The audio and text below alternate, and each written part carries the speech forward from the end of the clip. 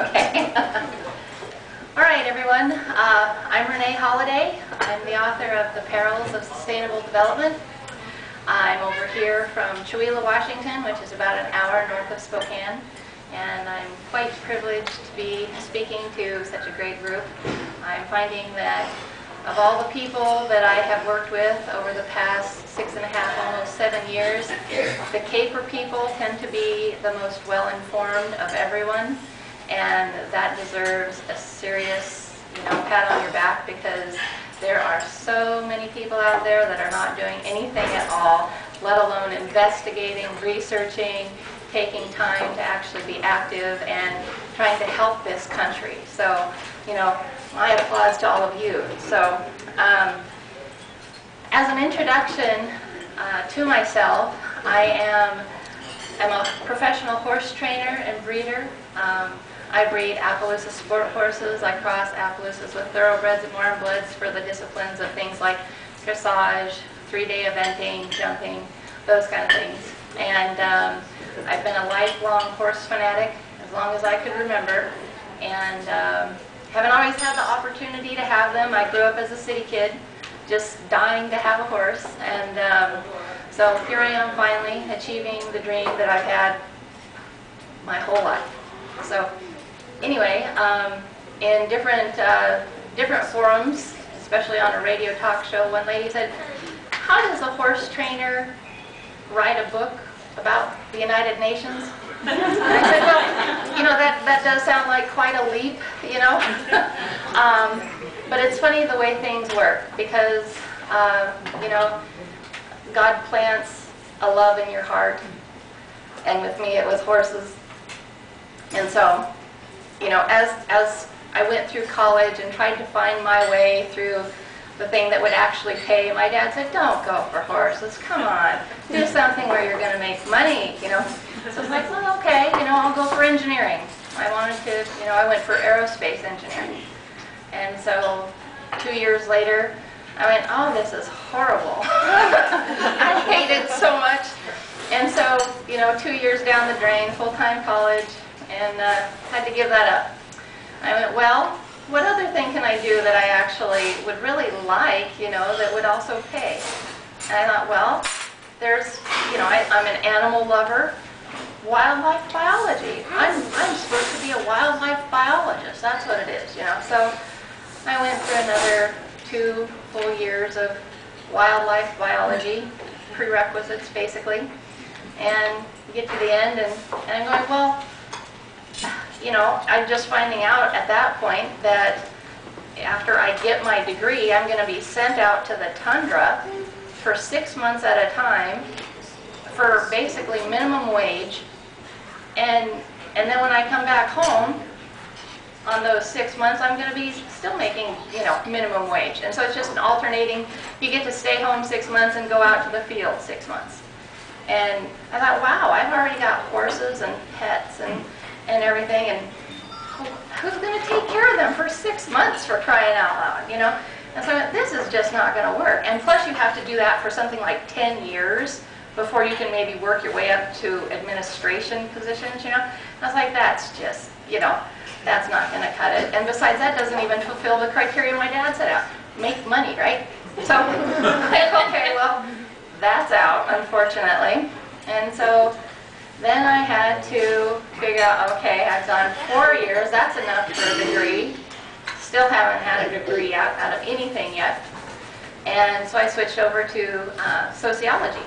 I thought, well, the study of macro sociology was something I was also very interested in.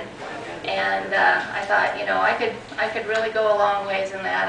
I've got, quite a bit of interest there. My father was he was a history major, and he was a history teacher.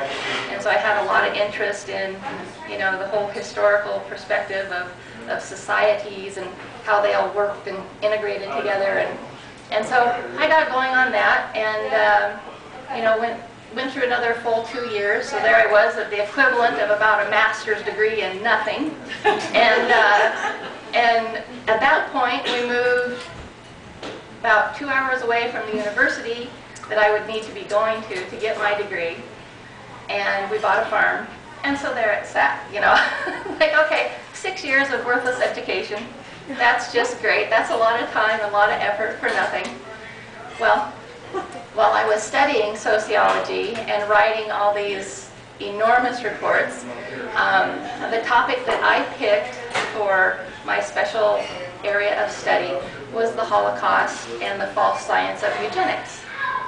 And so I did many, many papers, 35-page papers, handed in, you know, for speeches and whatnot, and learned an awful lot of things about that whole subject.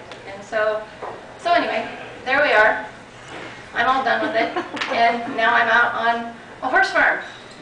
And, you know, by then my dad had passed away. Maybe that was what let me off the hook. I don't know. I don't know. But it's like, wow, I could finally pursue my dream, you know, and the horses I had been building up the whole time, I never actually got away from them. They were always kind of on the sideline, you know, tagging along with me. And so I was able to build up, you know, the bloodlines I had always studied my whole life. Oh boy, I finally get to buy this mare. I finally get to buy that mare. All this fun, exciting stuff. It was, you know, what a fulfillment of my dream, you know.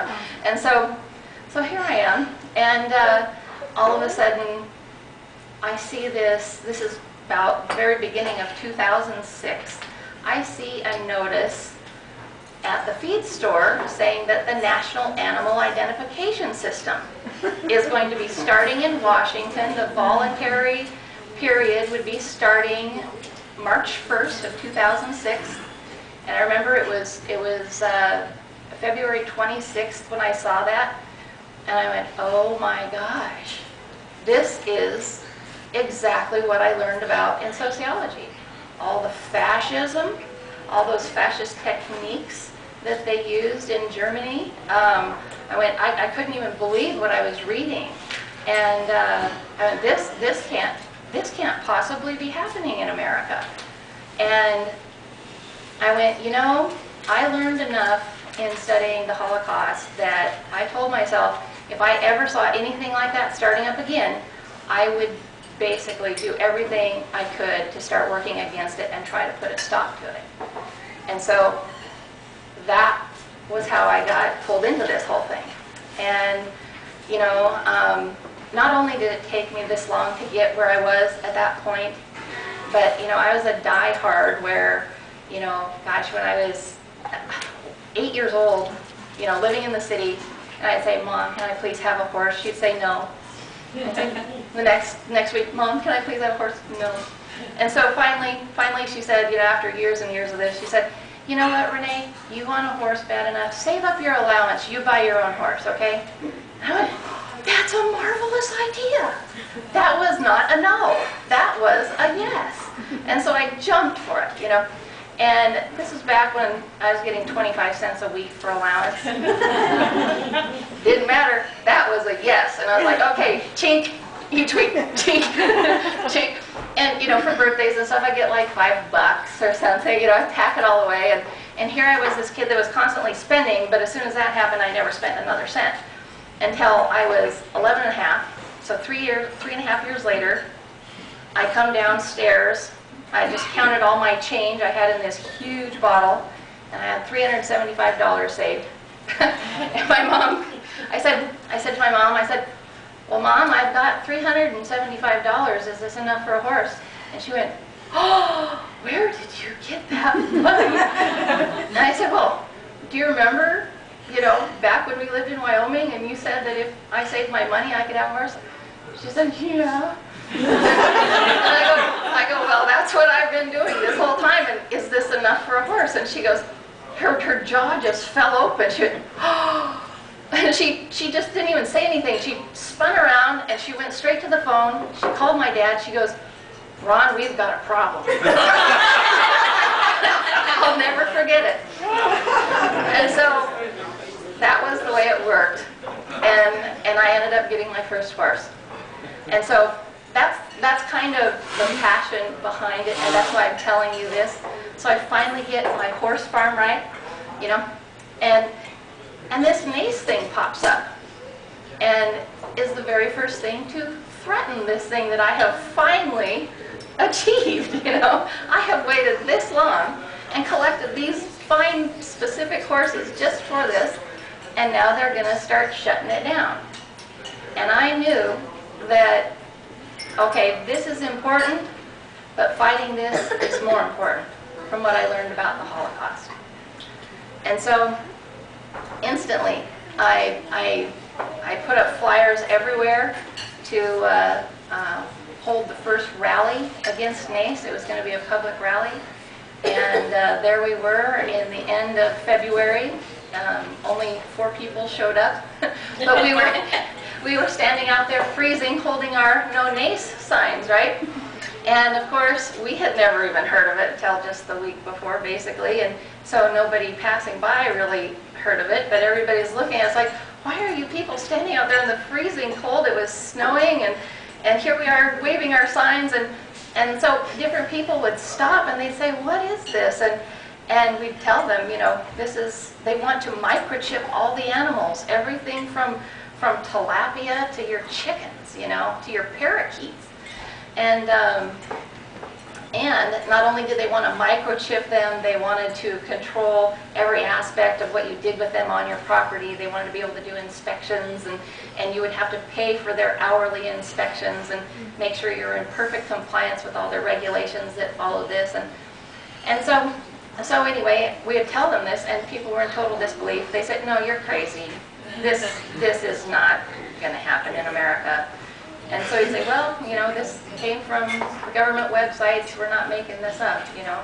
And they just turn around, and we got the "you're crazy" bit for a long time. And finally, after you know, being able to point out specific websites and exact documentation from the USDA and everything, people finally started taking notice. And so, you know, this is several rallies and protests later, and you know, while you're trying to figure out how to actually become active, you don't really know how to go about it. You're just trying to do something. You know, you need to do something, and you're not really sure how to do it, but you're trying.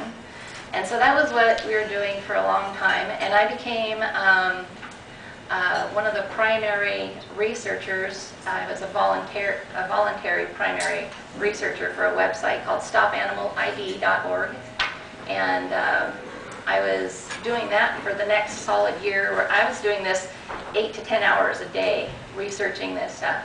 And I posted over 722 documents and articles on that website. And finally, this is after probably a solid year and a half of intensive research, I started running across the United Nations connection. And nobody in the whole country knew anything about that, and I started posting those, and all of a sudden the website was taken off. It was completely inaccessible, and it remained that way for 2 months until January of 2008, when it finally came back on, and all the information, my research and all the other researchers' information was completely wiped off.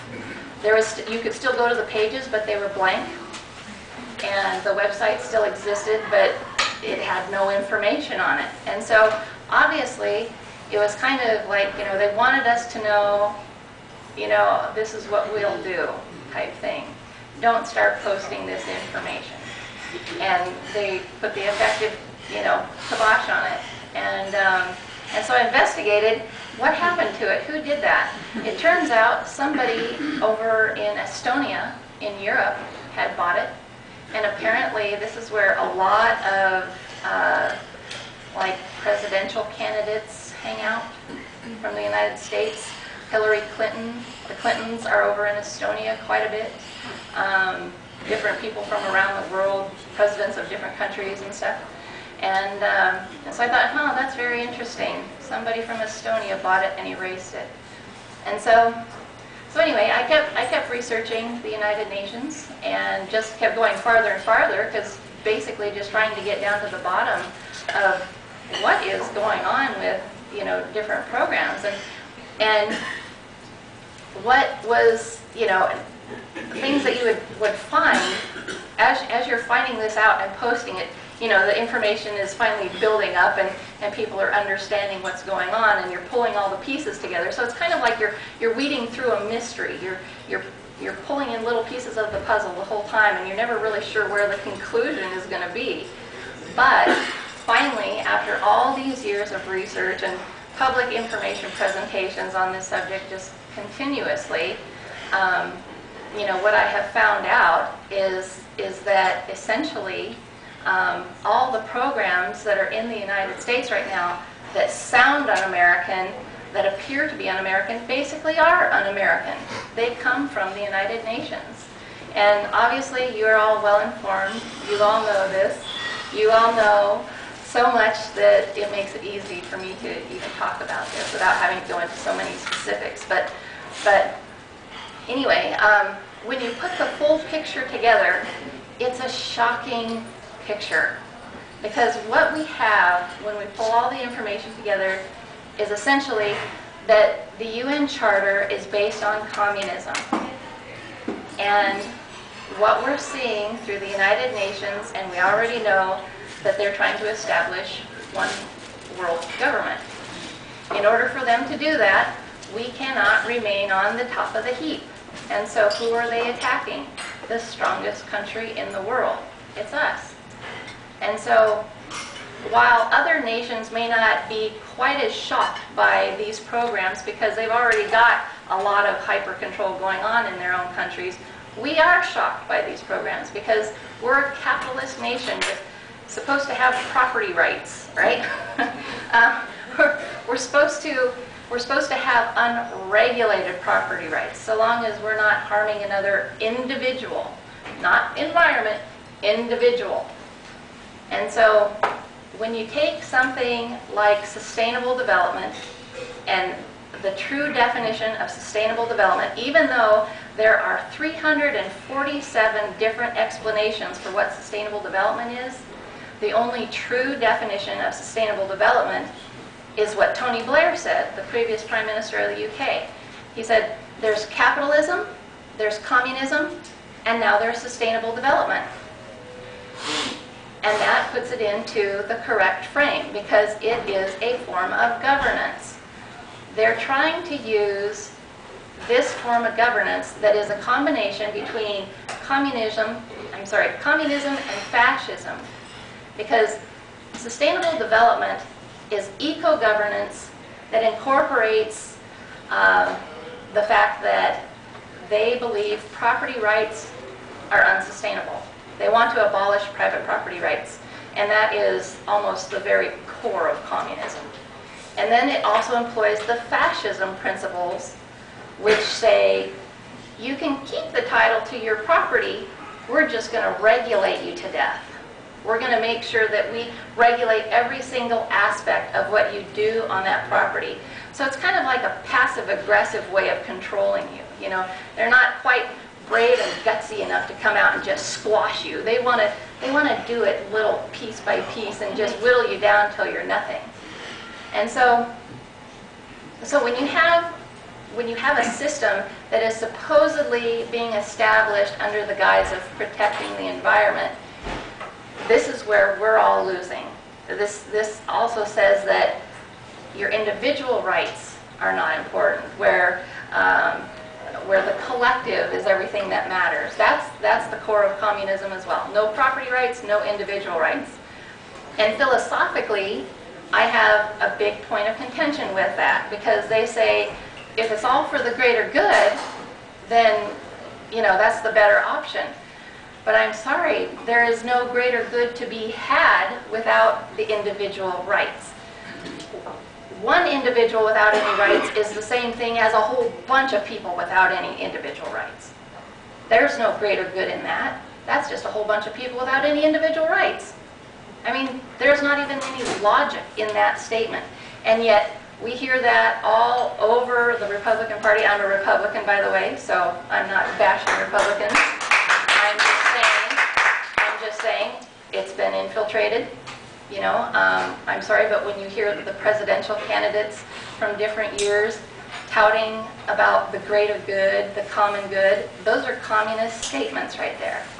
And then you've got the Democratic Party, who is verging on socialism. So both parties have been infiltrated by both communism and socialism because they those parties aren't doing any good on their own. They realize, hey, we're going to be, I mean, you look on their ballot, there's a communist party that you can vote for. There's somebody that runs for it every time. There's somebody in the Socialist Party, you can vote for them every time, but they never get any votes. I mean, you know, so they've been sneaky, and they've infiltrated both other parties. And that is what we're seeing in these global candidates. I mean, anymore, I look at the candidates and I say, wow, we've got one globalist running against another globalist. Where's the American? You know, where is the American that is going to be working for sovereignty to make the country strong? It's the globalists that are making the country weak right now, taking the jobs, putting in all these regulations that prevent us from developing, from creating more jobs. It is this sustainable development that is the cause. So when you look at it from that perspective, it's more or less an invasion. It's an invasion from all the United Nations member countries who are looking at us as the shining beacon on the hill and wanting to take us down. I mean, because when you study communism, the interesting thing about communism was it developed from feudalism. Feudalism was the basis of communism when they revolted against all the feudal lords, and the people that revolted, they went out and became nobles and took all the property for themselves and were pretty ruthless about doing so. And so what happened was the people that used to be under the feudal lords, where they were afforded some protection, suddenly had nothing. And here is where their disdain for property rights came from. They saw that all these people that were suddenly now the noblemen, they had everything, while the other people had nothing and were poor and groveling. And so they decided, oh, property rights is really, really bad. We want to go back to the old system where they were serfs for feudal lords. You know, that was their better option, which, you know, they never really experienced property rights in the true sense like we have them, where they could also have property rights, not just the nobles, you know. And so where they only got so far as to see land being hoarded and taken away from them and turning them into poverty-stricken people starving to death, their only option was to try to go back. This is where communism was developed. The communists had the just total abhorrence for property rights, because that was as far as they got in their progress. Whereas like the United States, we were able to find out, well, you know, we can all have property, and we can all have property rights, and it works great. You know, they never made it that far. And so through sustainable development and the communism that you see coming through, you'll often see an awful lot of references to having the people go back to feudal type systems. This is where that comes from. Because the communist true ideal is going back to some sort of a feudal type of a system. And that is where it's all headed, where they're wanting to put people into small sustainable cities and or communities based on skill level. Apparently, they want to group people according to skill level, you know, in these little sustainable communities where they're not allowed to leave and go and destroy the environment. And so when you see statements like on freedomadvocates.org, they say that they want people to exist in these feudal type transit villages. It's exactly correct, because, you know, like what I just said, the communist ideal is a feudalist structure. So anyway, a little bit more in depth about the infiltration of this system. Back in 2009, I went to a city council hearing on sustainable development, where they are going to adopt sustainable development. And about 100 of us showed up to oppose this, and we get to this hearing, and boy, the thing was packed. But it was packed with people like environmental attorneys, with, you know, environmentalists, people from the Sierra Club, and different environmental groups, professors of biology. These were all esteemed professional people that showed up. And we would get up, and each of us giving our testimony, we'd say, this shouldn't be adopted. This is a United Nations program. It has absolutely no place being here in our country, because if you guys are taking direction from the United Nations, you're then forfeiting the direction you should be taking from us. You can only have one master. You can't have two. And so what would happen is, as soon as we would get up and say this, environmental attorneys would turn around, and they'd get up and actually turn around and look at us and say, these are all conspiracy theorists and wackos. This has absolutely nothing to do with the United Nations whatsoever. And then they'd sit down. And again, it just went back and forth all night long. And as luck has it, I was the last speaker before the mayor had to get up and make her closing statements. And I had a pile of paperwork this thick with all my references, and I had copies for each city council member, and I handed them each copies, and I said, don't believe a word I'm saying, but you go to each one of these websites and you verify for yourself that this is a United Nations program. These are all websites that belong to the United Nations themselves, and so I just laid it out, and I told them how the mayors were part of the global to local program, where they participated in the United Nations and then came back to their own local areas to bring in sustainable development to their own city and their surrounding cities. And when I said that, their jaws dropped, because apparently the Seattle mayor had just left, and he had been instrumental in getting Spokane to join in with the whole thing. And so anyway, after I was done speaking, the mayor gets up there, and it put her on the spot, because they then had proof in their hand that all they had to do is go to a website and show that, yes, I knew what I was talking about, and I wasn't just, some wild conspiracy theorist wacko. These were UN websites. And so she got up there and she goes, well, I'll admit it is a foreign program. And all of us were like, yeah! Because here's all these attorneys that were sitting there lying through their teeth, telling us that we were all conspiracy theorists, wackos. And then she admitted, yes, they're right. We thought, okay, we're going to win this one. They're not going to vote for this. We showed them how bad it is, and one of the city council members comes up to me afterwards and she says, Rene, we were told that whether we vote this in or not, they are going to adopt sustainable development. And I said, how is that legal? How is that even possibly legal? And she said, we don't know. That's just what we've been told. And I went, oh my gosh, that's interesting. And after I got a hold of the Sustainable Development Task Force manual, somebody was kind enough to get me that, and it was not ever meant for the public's eyes. It was a very fortunate document to have in my possession. And I had fun looking through all of that, because as I read through different statements, there are things in there that showed they knew full well it was UN programs, and where they had to change different words because it sounded too Agenda 21-ish, where they actually said, we have to use this different word because they're going to get it, And so there they were, all those people got up there and called us these things even though they knew we were right. And for anybody that didn't ever get that manual, how would you ever know that they had been lying through their teeth and knew they were lying and chose to lie? And this is the kind of stuff that we're dealing with on a regular basis, where they choose to lie.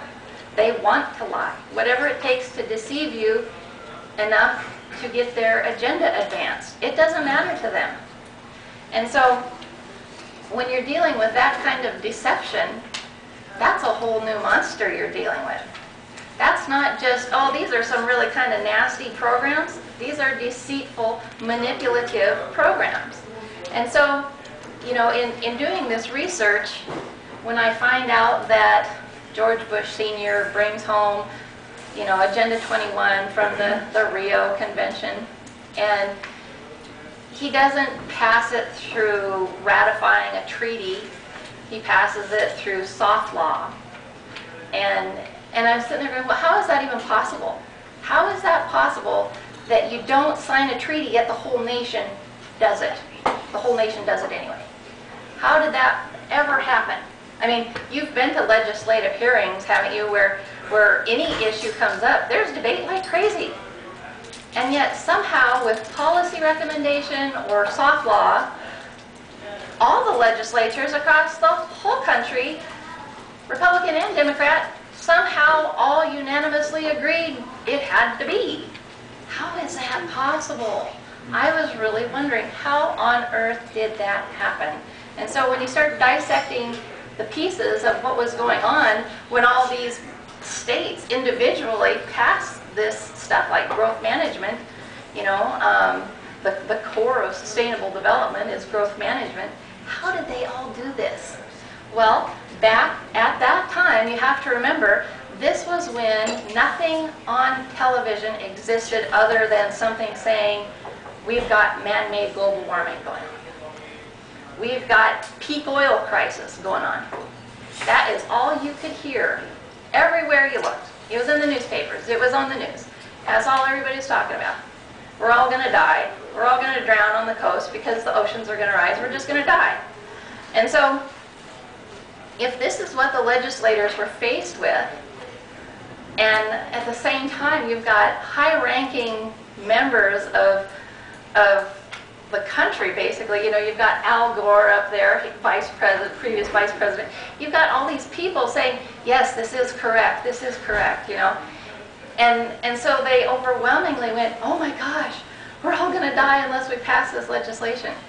And there we have it. We've got growth management, the original connector, the base that came in here first, essentially, to start spreading all the little programs that were then connected by grants.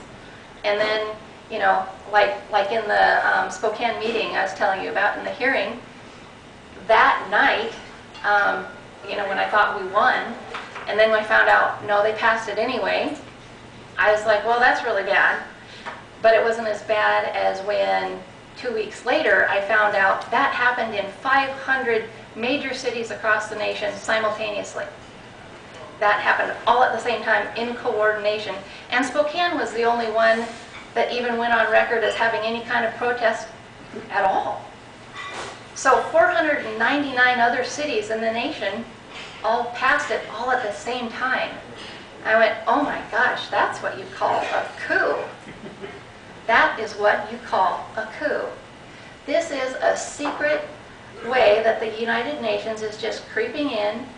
And in order for this sustainable development to be accepted into Spokane, they had to connect 13 different other UN programs to sustainable development and growth management, like you got your critical areas, ordinances, all these things. They had to make bridges and connections so it had a network in the city in order for them to receive that sustainable development grant. And so when you look at it that way, that here you've got 500 cities across the nation that suddenly took on a foreign governance structure, that is shocking. That is absolutely mortifying. Terrifying. And you go, oh my gosh. And you start to realize just how invasive each one of these little satellite programs is, you know. And when you've got growth management being the core problem that is stopping things like new job development, businesses, etc., you know, you start going, oh, I see. Communism is working against capitalism through this system. They are able to say, you capitalists are going to fall because we're going to prevent you from doing business. Your capitalists are going to fall because we're going to make sure none of you have jobs. You capitalists are going to fall because we're going to educate your children telling you that your system failed and that we came to your rescue because capitalism was never a good idea anyway. Okay, this is what they are doing. And let's not ever underestimate what they are doing because they have done it already. And so, you know, when you look further into different quotes by people like Karl Marx, who says, my goal in life is to dethrone God and get rid of capitalism. Wow, that's pointed at us. Because what are we based on, really? We are still, to this day, according to the census, we are between 79 and 84% Christian. So there's that aspect, the communist, atheist aspect. And then capitalism, obviously, is on the chopping block. And so it's an undermined effort, and it's incremental. And just as an aside, the funny little bit about incrementalism, you know, how they bring in all these programs incrementally in such small, tiny steps, nobody even notices that they're happening. Well, oddly enough, that's how I train horses. I mean, horse trainers use incrementalism to train a horse so that you don't get resistance, right? I'm a stallion trainer, a stallion handler, and I don't train them because I'm using brute force and going in there and, you know, clobbering them and stuff. I do things very gradually, very gently. You know, I'm an incrementalist trainer. And so when I see all this stuff happening, this is just another way that I can relate and understand exactly what's going on. Because horses, they found out at the University of Davis that horses and people learn the same way. And so, what a coincidence, you know, I just happen to be a horse trainer. So, you know, another odd little coincidence that not only am I a horse trainer, but I studied the Holocaust, I studied wildlife biology. You know, engineering hasn't had anything to do with anything I'm doing so far, but, you know, as far as that goes, at least it all pulls together in a way that I could have never, ever imagined. You know, I'm able to pull the pieces together and understand exactly how it's working and why. And that's really scary to know that they know they can train us all. They can train us all into changing the way we think according and follow them without any resistance. They've got it down better than I do as a horse trainer, you know. So that's kind of some of the things that I really wanted to point out, is that, you know, I don't want to just come up here and say things, a bunch of things that you already know, you know, give you a bunch of quotes you've already heard. I want to point out that this is not just Agenda 21. And in fact, there are several quotes that I have in the book pointing to the fact that it's not about the environment at all. They use the environment as an excuse to bring in their vehicle of taking over the country. And when push comes to shove, we find out that if it's going to be something that will benefit, you know, what they're doing over the environment loses every time. And so we see through, you know, quite a few different repetitive type scenarios that it's not about the environment.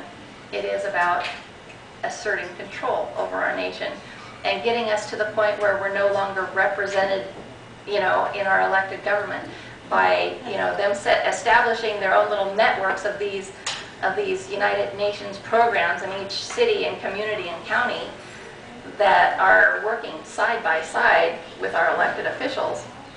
You know, eventually they will diminish all their power altogether. And anytime the environment can come in and say, well, we're just going to take your property because it has water on it and, you know, this other kind of stuff. And it basically trumps the Constitution of both the United States and the state you live in. I mean, really, are we really being represented by an elected government anymore? I mean, my case gets even worse. As you know, you'd think that just fighting NACE and then fighting the United Nations would be bad enough, but in 2009, the Department of Ecology called me on the phone and they said, well, we see that you have horses and we see that you have a creek and we see that you horses can cross that creek, they can walk across it, they can drink out of it. And so we're going to have you fence that whole bottom pasture of yours off. And this is about 10 acres of ultra pristine, great, prime grazing land. It's sub-irrigated with a seasonal creek. And I go, oh no. I won't be doing that anytime soon, and not at all, in fact. And the guy says, oh, yes, you will. And I said, no, I won't. And he said, well, yeah, you're going to fence off 30 feet beyond the highest watermark on your property, and sub-irrigated. I mean, they consider sub-irrigated ground where there's not even water on top to be a watermark. And so that would have taken my whole lower grazing pasture. It looks like a park. I mean, it's gorgeous. And nothing is just, you know, terrorized like they're assuming and pretending that it is. And you know, so he says, yeah, you're going to fence all that off, and we'll come in and help you to, you know, tell you where you're going to put the fence. And he's being real helpful. And I said, no, there's no possible way I'm going to do that, because I started naming off rights. You know, I'm zoned ag here. I'm doing everything well within my legal bounds, and besides, this is private property. You can't do that. And you know, I said, I tried to hold them to due process. I said I would never do that without a court order. You know, you would actually have to prosecute me, take me through a jury trial, and find me guilty in a jury, and then have a court order, and then I would, you know, I might do it at that point. I said, but until then, no, there's no way. And he laughed. He goes, oh, that's not the way we work. I said, oh, really? What do you mean by that? How do you guys work? He goes, well, we'll just fine you until you comply. I said, oh, really? How much would you fine me? And he goes, we'll fine you $10,000 per day until you comply. And if the fines add up to be more than the value of your property, we'll assume your whole farm and have the sheriff remove you. And I actually went, what? You know, I actually yelled, I screamed into the phone. I was just so shocked that he would say something like, I go, what? And I said, wow, do you guys cut off fingers and break arms too? And he goes, I go, because that's about as mafia sounding of a tactic as I have ever heard.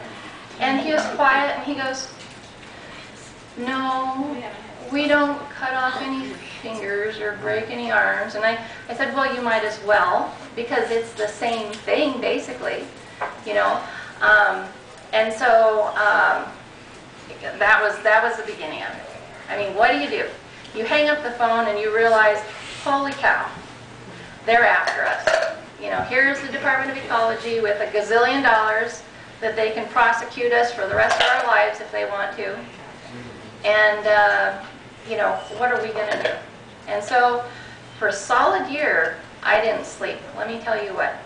Like Wendy and her issue, we were both talking about how difficult that is, where you're stressed beyond any possible comprehension. It feels like you're barely even alive. You're so stressed.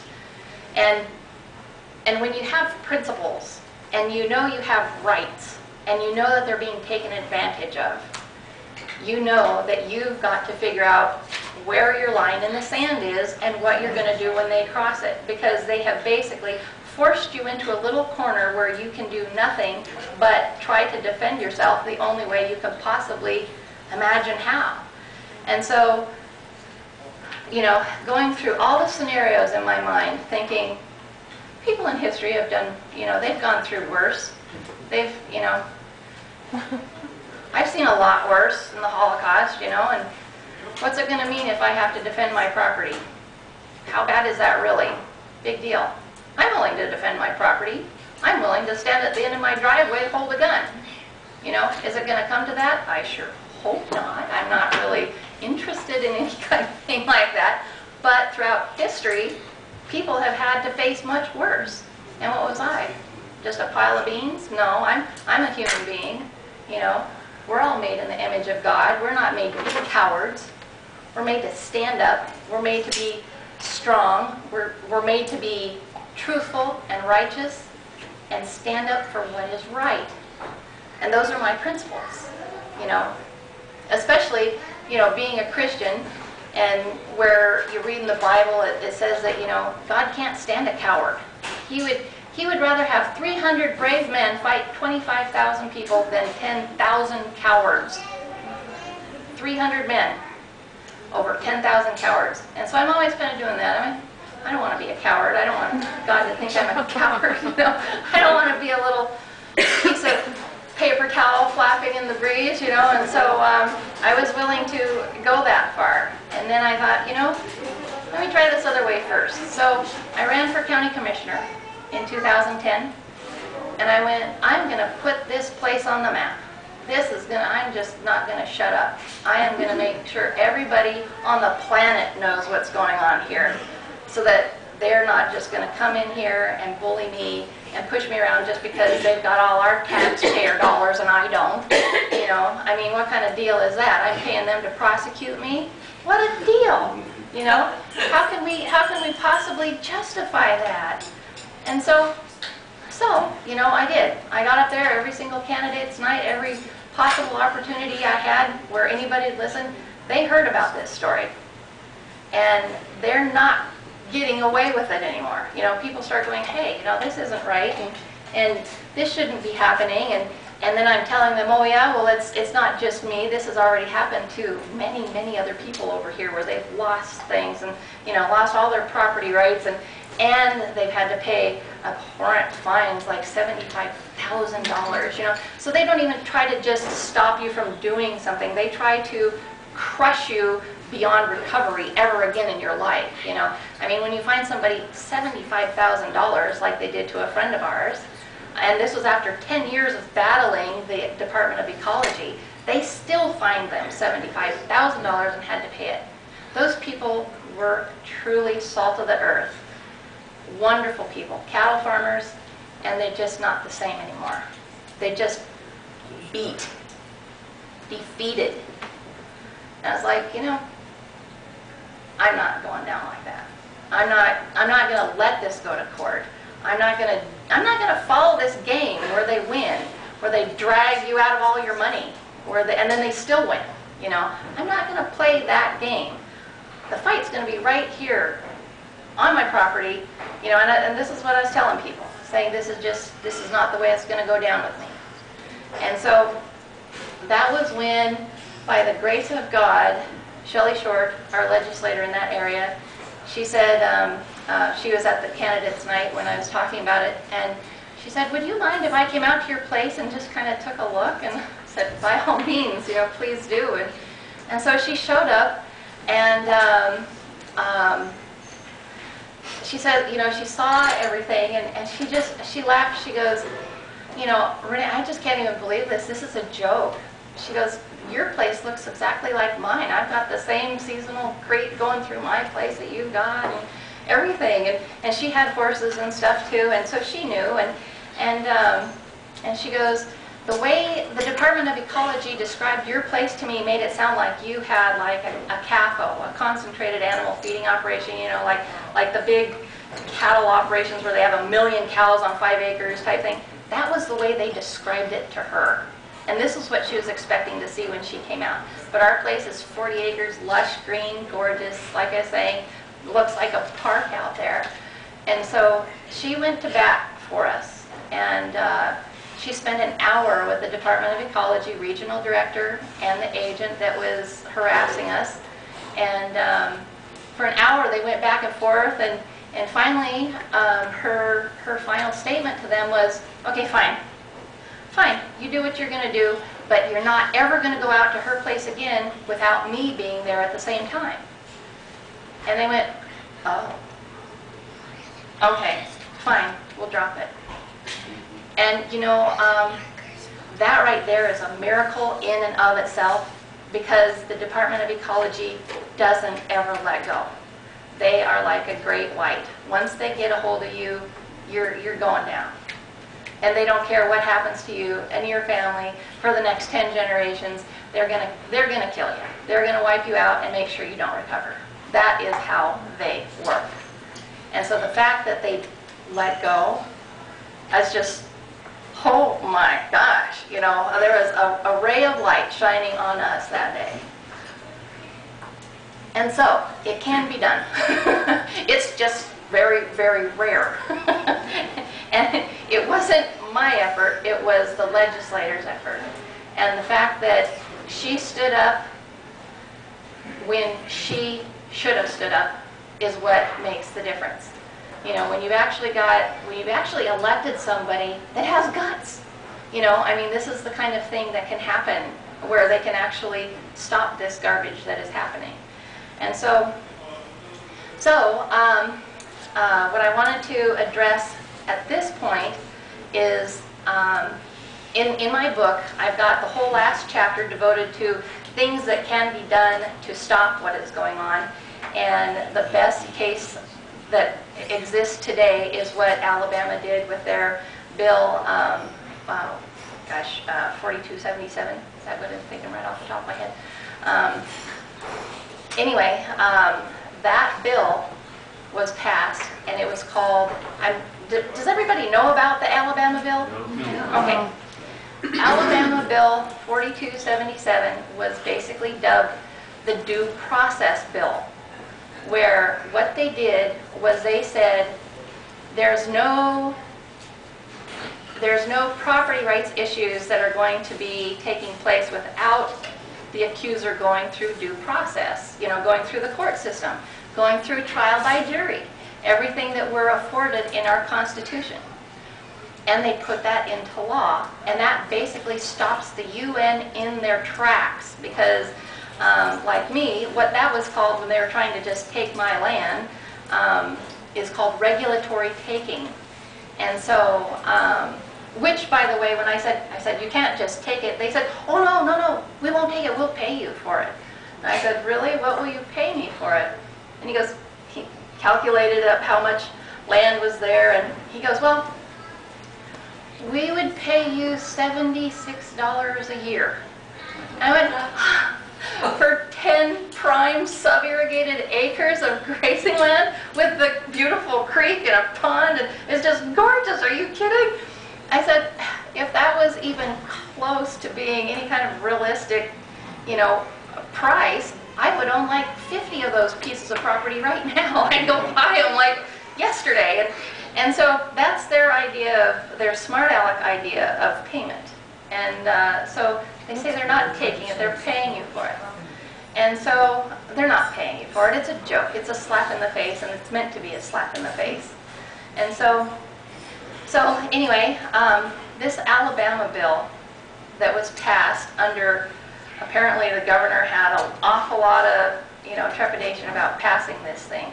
But all the activists in that state pushed and pushed and pushed and pushed. They really, really got on all their legislators, and they really forced it through.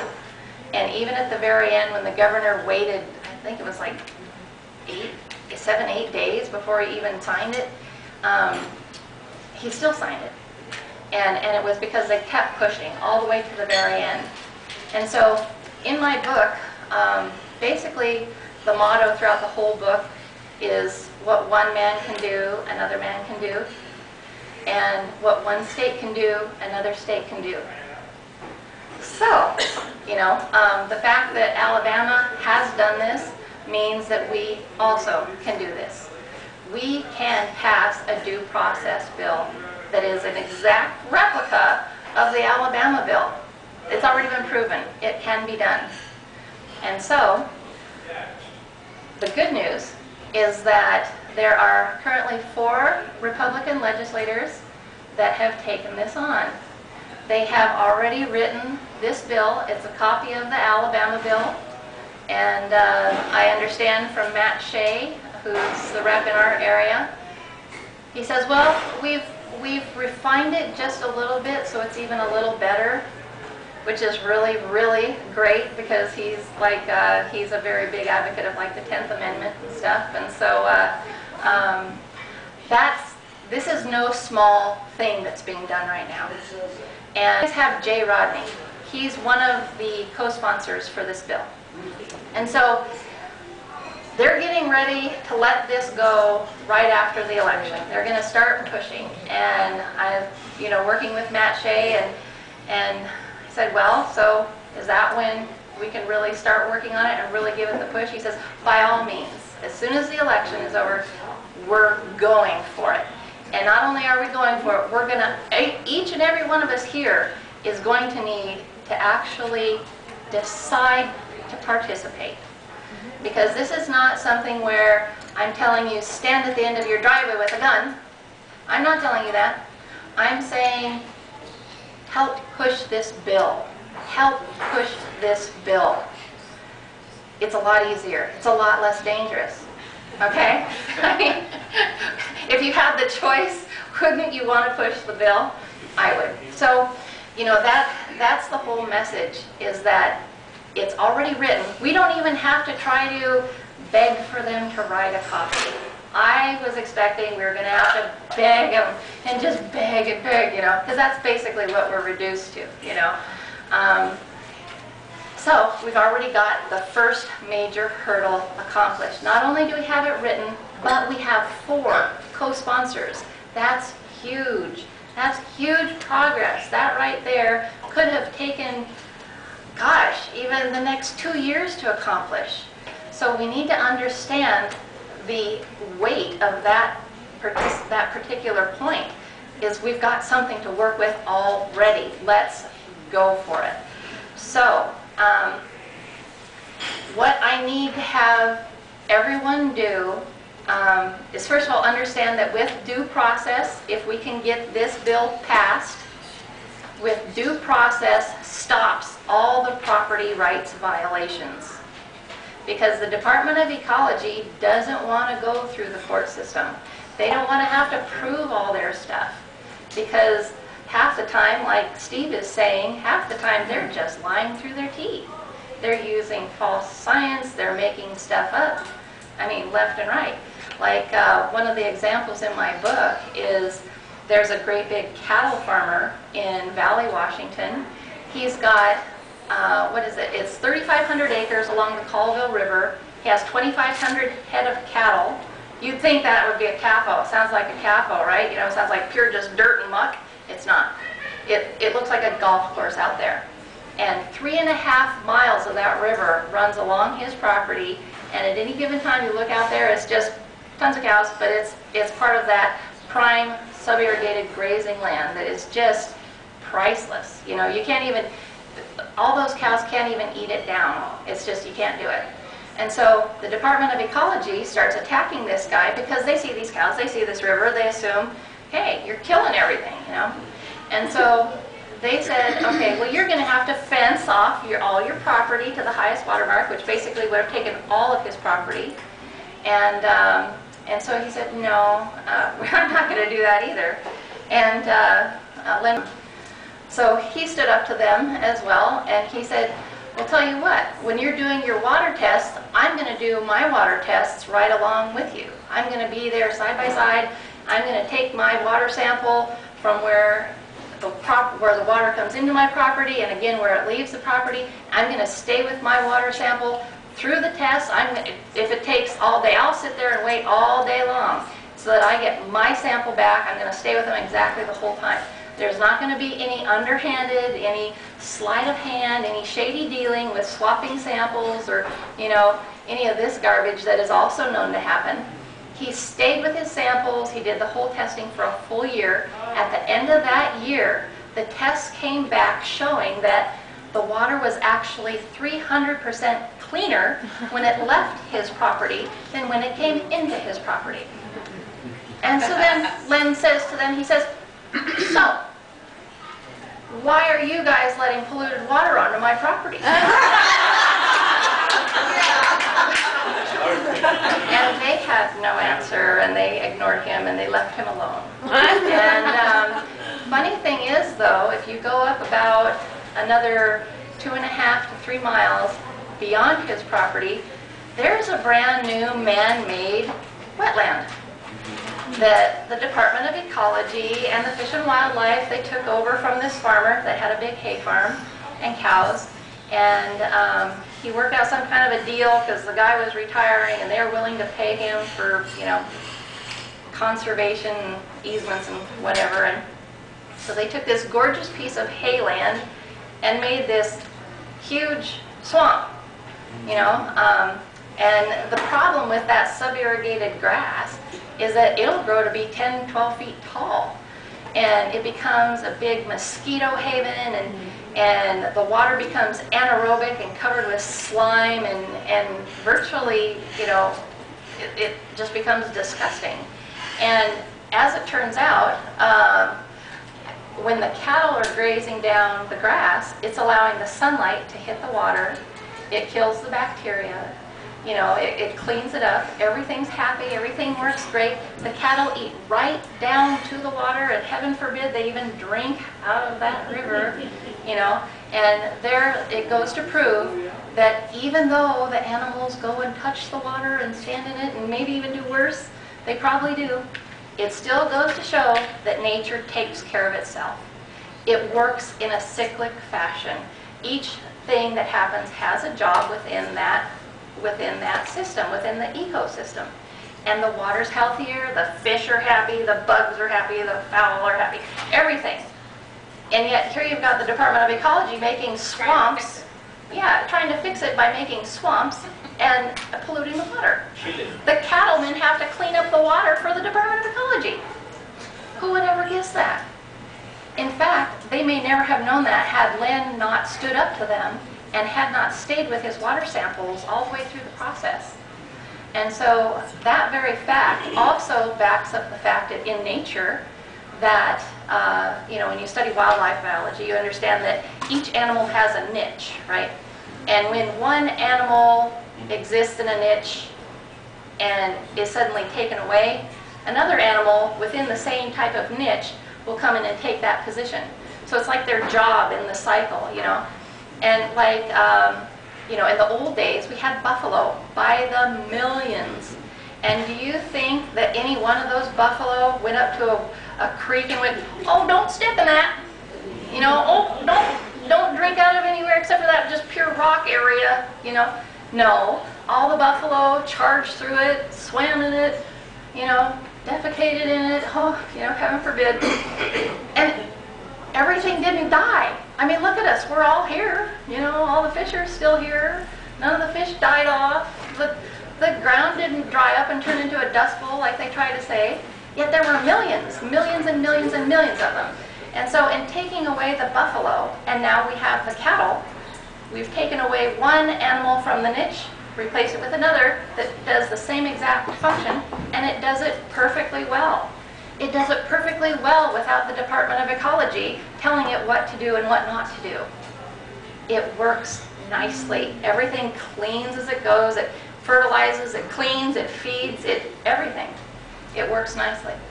So, you know, that also has to make me wonder how many people that they've just completely wiped out have actually not really had a problem either, you know.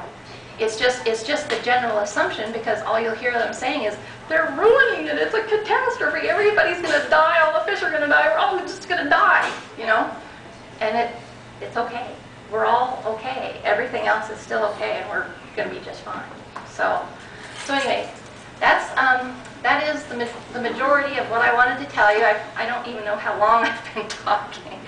So I just want to let you know that this kind of could really be a coordination effort where we can all pull together on this and understand the weight of what is going on with a due process bill. It sounds small, but it is huge. It is so important.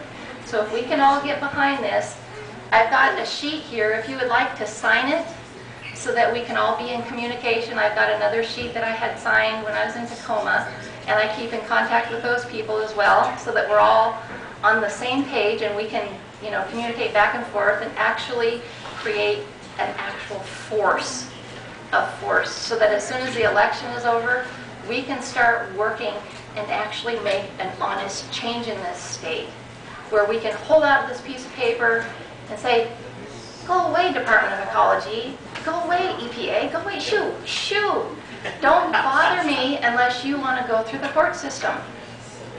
That is how important this is. So I encourage each of you to sign the sheet if you would like to participate, and it's all downhill from there. So, all right. Anyway, thank you.